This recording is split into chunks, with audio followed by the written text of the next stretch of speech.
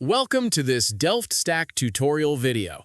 In today's video, we'll learn how to set a live wallpaper on your Mac.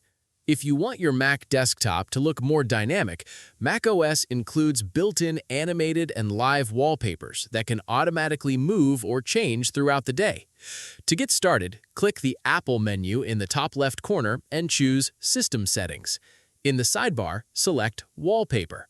You'll now see different wallpaper categories available on your Mac.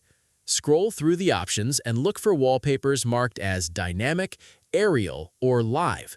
Click any wallpaper you like, and your Mac will instantly apply it to the desktop.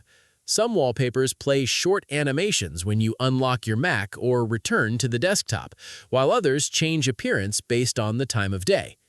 You can also click different categories to explore additional collections that may have been added through recent macOS updates. If you don't see many options, make sure your Mac is running a newer version of macOS and connected to the internet so additional wallpapers can download. By the way, if you find this tutorial helpful, consider liking the video and subscribing to the channel for more Mac and iPhone guides. For even more customization, you can select a wallpaper and check its available settings.